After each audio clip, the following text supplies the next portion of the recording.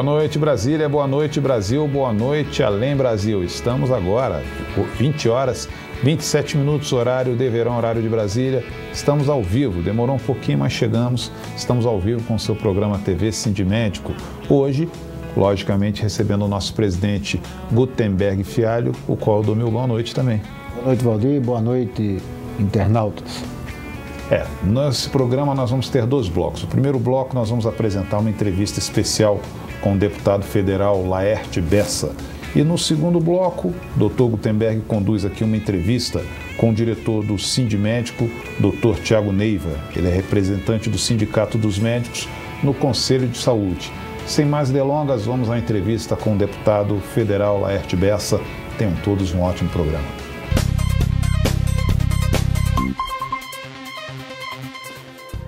Olá, está começando mais uma entrevista da semana aqui no programa TV Sindimédico e o nosso convidado de hoje é o deputado federal Laerte Bessa, que é representante do Distrito Federal na Câmara dos Deputados. Muito obrigado pela presença, deputado. É um prazer.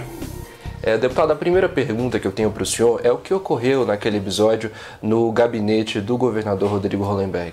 Olha, um fato constrangedor, onde eu fui ali para cuidar de uma instituição, a Polícia Civil do Distrito Federal.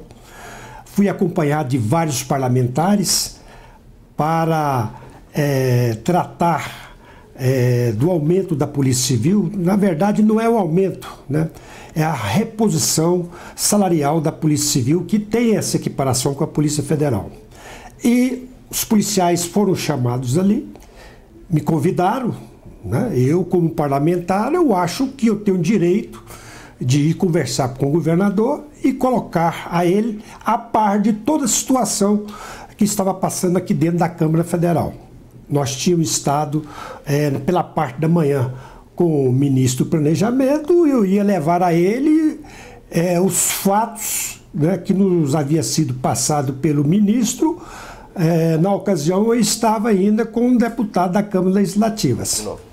Deputado, como o senhor avalia a forma pela qual o governo do Distrito Federal está lidando com os trabalhadores da segurança pública e também com as demais categorias de servidores aqui do DF? Um total descaso, né? O governador do Distrito Federal não reconhece o funcionalismo público como seu auxiliar direto.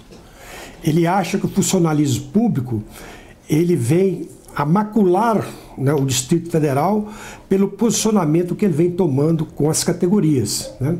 Ele não senta para conversar com as categorias, né? Simplesmente diz que não tem dinheiro para pagar os aumentos que foram dados, né? Os aumentos que foram dados para o servidor público foram aumentos legais que foram dados no governo passado. Então, ele tem que honrar esse compromisso. Então, é o total descaso. O senhor Rodrigo Hollenberg simplesmente não tem compromisso com a capital federal. Deputado, o governador chegou a afirmar que, ao ofendê-lo, o senhor teria ofendido toda a população. O senhor tem recebido algum tipo de manifestação da população? Sim, claro. A população sempre me procura, mas para me elogiar. Eu não quero ser elogiado pelo aquilo que eu disse. Mas apesar de eu ter dito aquilo, talvez com adjetivos e palavras, né, não próprias para aquele momento, que eu reconheço, mas aquilo tudo que eu disse é o que eu penso do governador e é o que o povo pensa. Eu ouço diariamente na rua, o povo usando aquelas palavras que eu usei naquele dia com respeito ao governador do Distrito Federal. Tudo bem que não tenha usado as palavras corretas para aquele momento, mas eu quero dizer para vocês que aquilo, tudo que eu disse é o que eu penso do governador e que o povo de Brasília pensa dele. Deputado, e como que a bancada do Distrito Federal no Congresso Nacional tem se relacionado com o Palácio do Buriti? Olha, da pior forma possível, né? Nós não temos esse enlace, nós não temos essa transição de governo do Distrito Federal com o Parlamento Federal aqui na casa, aqui no Congresso Nacional. Nenhum deputado, nenhum senador estão satisfeitos com o governador do Distrito Federal pela falta de diálogo dele e simplesmente isso contribui para a situação se agravar mais ainda dentro da nossa capital. E como que a bancada do DF está contribuindo para a atração de recursos e projetos para o Distrito Federal? Olha, nós temos feito tudo para trazer recurso para o Distrito Federal, mas nós não contamos com o governador. O governador é inoperante, ele parece que ele não estava preparado, parece não. Na realidade, o senhor Rodrigo Hollenberg não estava preparado para governar Brasília.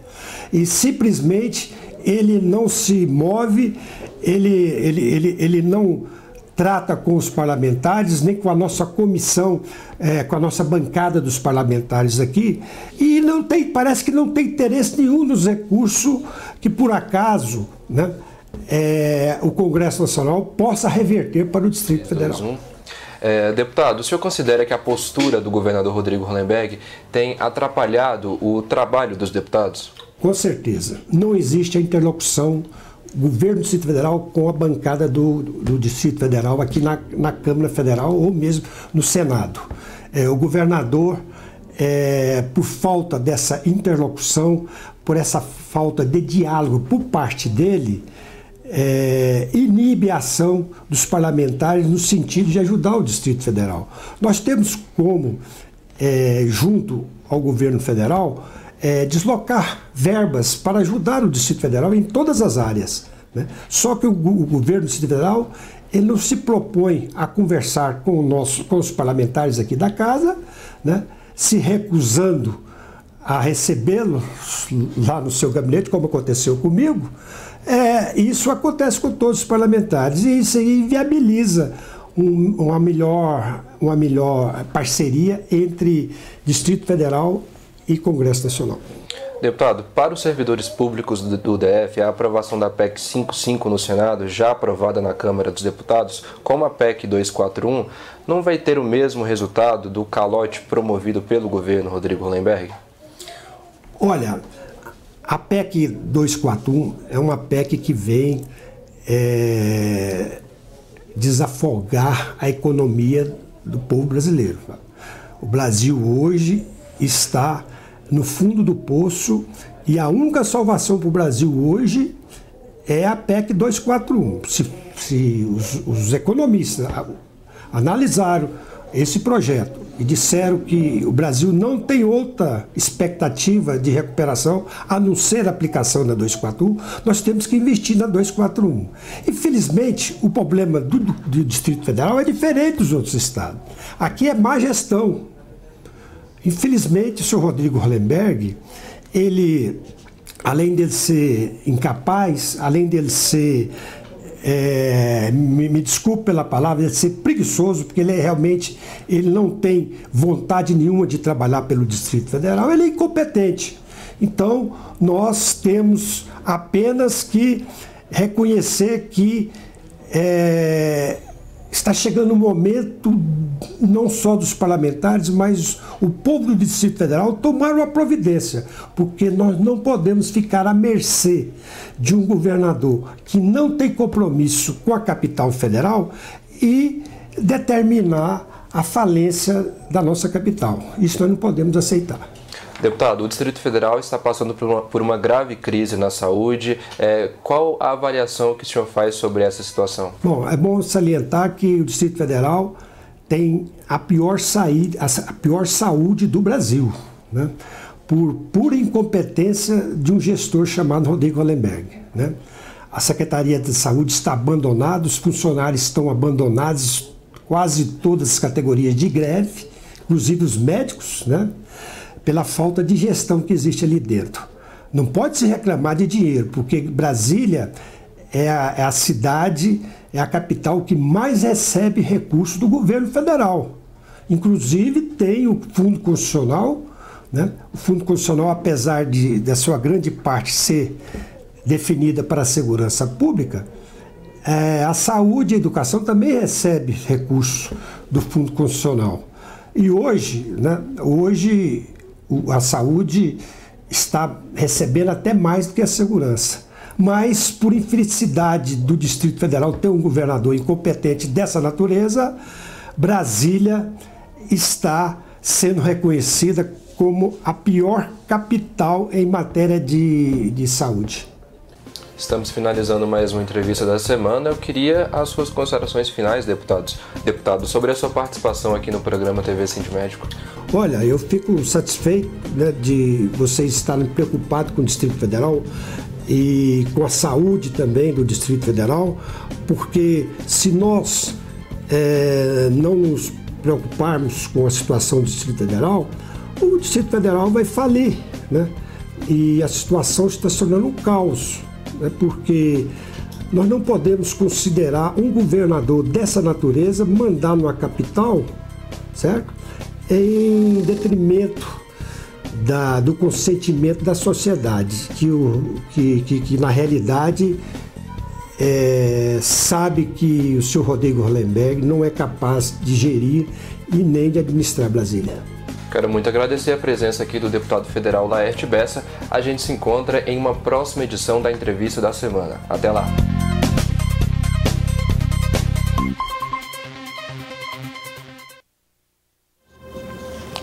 Estamos iniciando a segunda parte do nosso programa da TV Cinemédico desta noite. Boa noite mais uma vez aos internautas que nos assistem.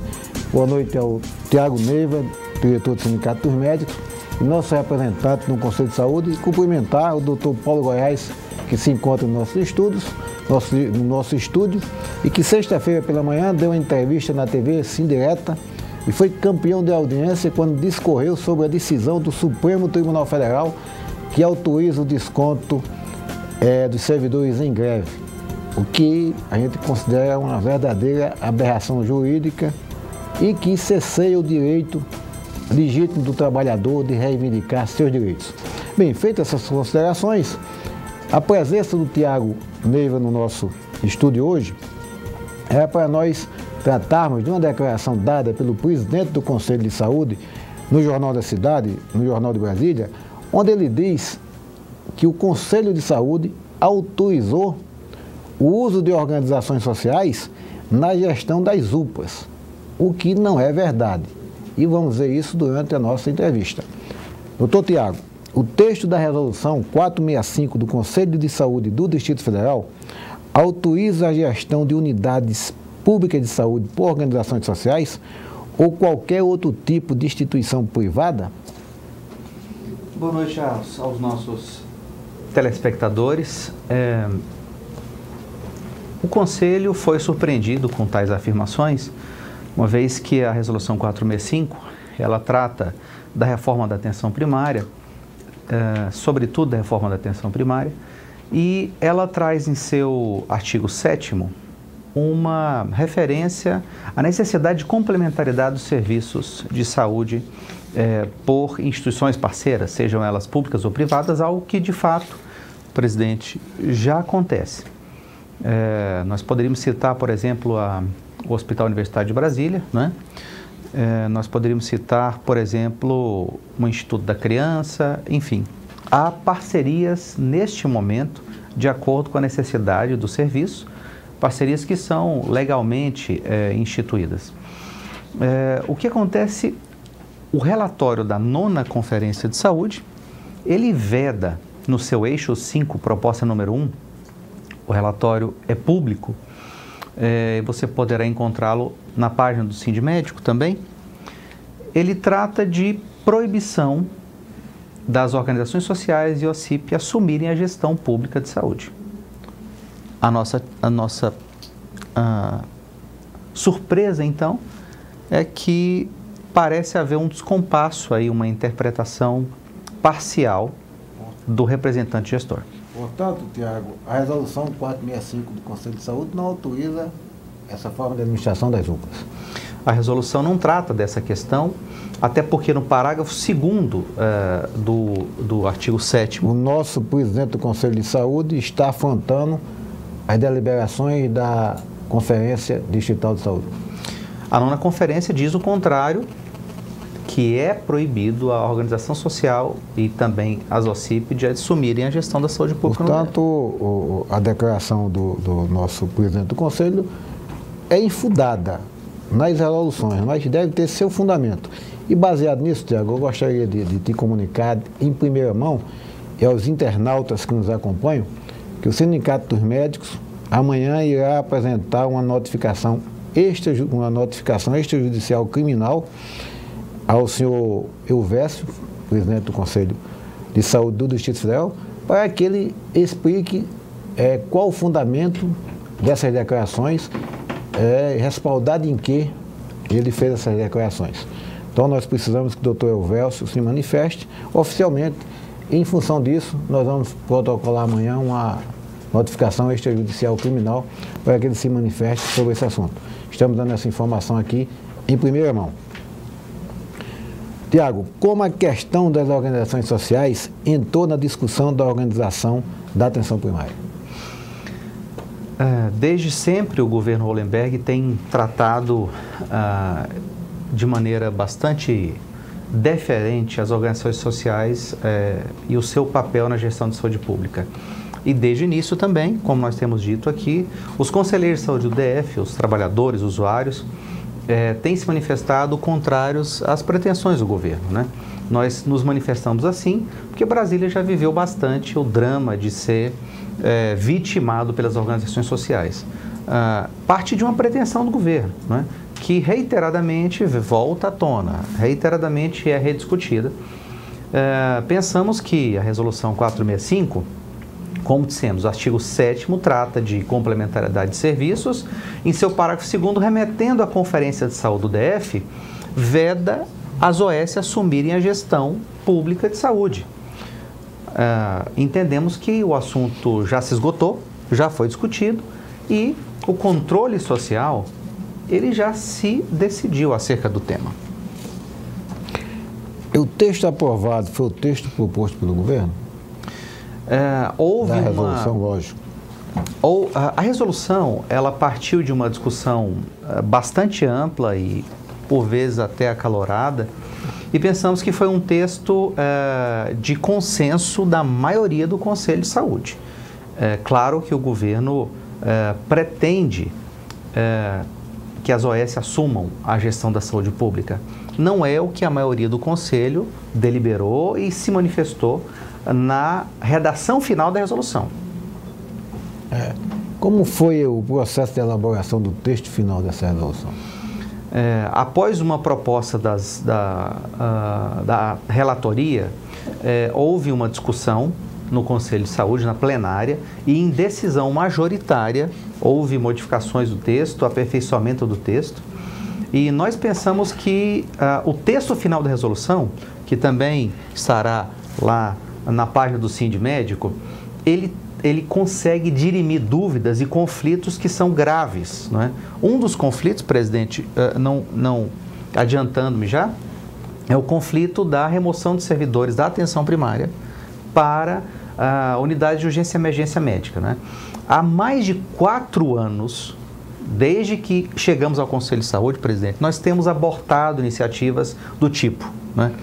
Reiteradamente, os gestores têm pretendido colocar servidores da atenção primária nas urgências e emergências. Nós entendemos que isso é um equívoco por várias questões. É um equívoco porque a nossa atenção primária ela é muito frágil, muito vulnerável. É um equívoco porque a atenção primária ela tem a capacidade de atender mais as urgências e emergências próximas das casas das pessoas. A atenção primária é onde o povo de Brasília é mais atendido. O que a gente precisa fazer é qualificar essa atenção primária. Ampliá-la. Né? Ampliá-la. Mas então, Tiago, também essa medida de levar os médicos da atenção primária para as urgências e emergências contraria também a resolução do Conselho de Saúde. As resoluções, mais especificamente, 445, 446, 448 e essa resolução 465, ela traz à memória, né, nos seus considerandos, essas resoluções que vedam a remoção ou a realocação parcial ou total dos servidores da atenção primária em urgências e emergências. Essa arbitrariedade está ocorrendo, infelizmente, em tempo real. Agora mesmo alguém está sendo removido. E nós entramos já com ação na Justiça contra a portaria e vamos responsabilizar o secretário de Saúde por conta dessa arbitrariedade também. Mas, para o pessoal entender melhor, os nossos internautas entenderem melhor, essa questão dessa resolução, que está causando tanta polêmica com essa declaração do presidente do Conselho de Saúde, foi incluído algum dispositivo que mantesse o impedimento da entrega da gestão da saúde à iniciativa privada, inclusive as OS? Isso você falou de passar, mas aprofunda mais. Perfeitamente, presidente.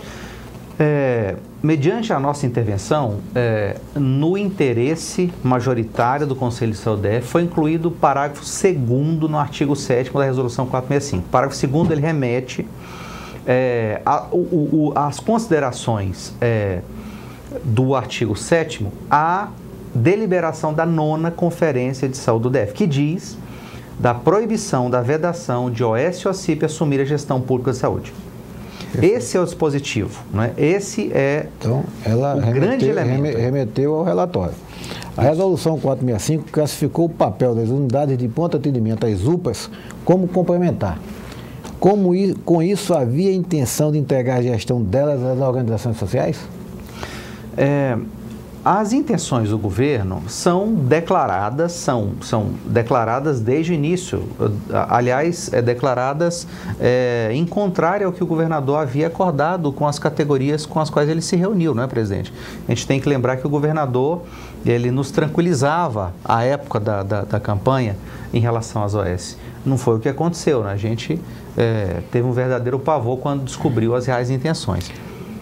Houve aí uma tentativa de manipular o Conselho para que houvesse ainda que indiretamente a aprovação da gestão da saúde por organizações sociais. Então o governo usa de todos os artifícios, inclusive tentar enganar os conselheiros para jogar ali o que a gente chama ali de um submarino, permitindo essa brecha da entrada das organizações sociais na administração do sistema de saúde. O governo mantém os seus interesses de trazer as OS para a gestão pública de saúde. E não age com tanta transparência assim, né, Tiago?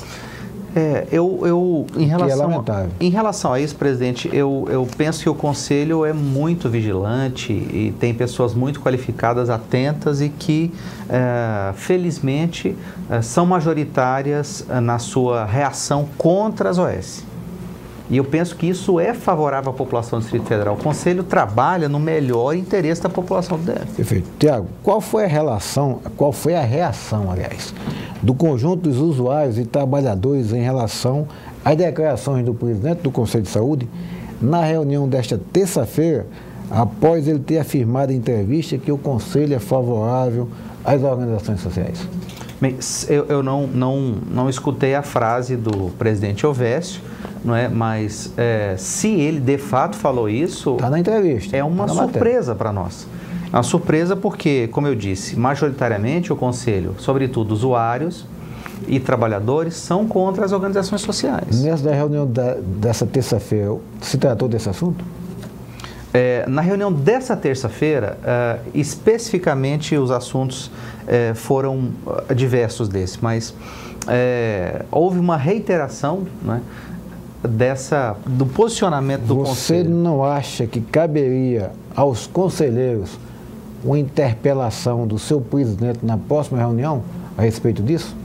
Eu penso que, se ele de fato falou, nós temos que levar à plenária do Conselho a interpelação uma solicitação de esclarecimento. Só atrapalhando a interpelação extrajudicial criminal, nós já estamos fazendo.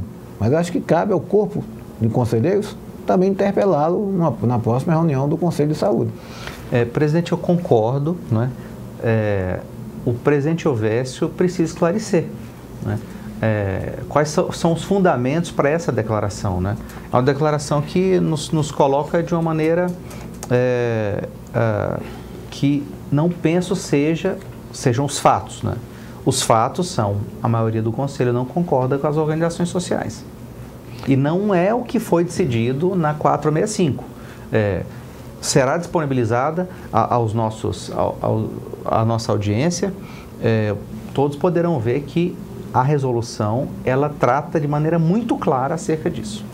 E a resolução, ela também, antes de finalizar a nossa entrevista, a resolução também criou impedimento para o desvio de função do pessoal, como nós falamos, da atenção primária para as urgências e emergências. Ela se contrapõe ao fracionamento da carga horária dos profissionais, como a Secretaria de Saúde está fazendo. Presidente, é preciso reiterar isso, realmente, né?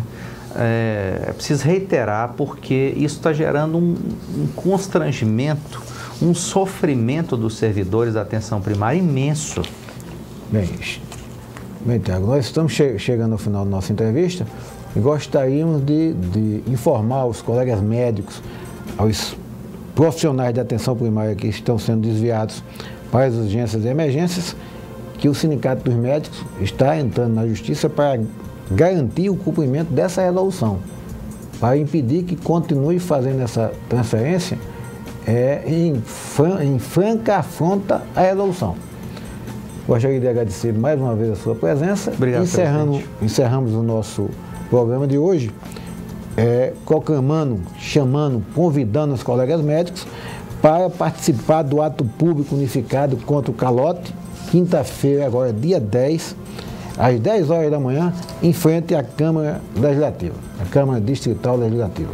E gostaríamos também de convidar os colegas médicos e demais internautas a participar de uma palestra que será realizada no auditório do Sindicato dos Médicos, dia 23, às 20 horas, sobre como aprovar projeto de espaço físico para consultórios e clínicas médicas.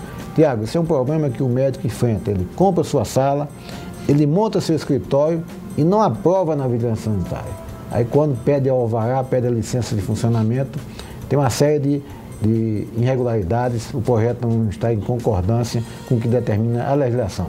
E essa palestra que nós estamos vendo aí no vídeo é exatamente para isso, para orientar o médico como montar a sua clínica, como elaborar o projeto e aprovar na vigilância sanitária e evitar os contratempos, ter que depois refazer a clínica e por aí vai. É mais uma atividade, mais um serviço que o Sindicato dos Médicos presta aos seus sindicalizados. Mais uma vez, agradeço a participação dos internautas e boa noite a todos. Doutor Tiago, mais uma vez, muito obrigado. Obrigado, presidente. Boa noite.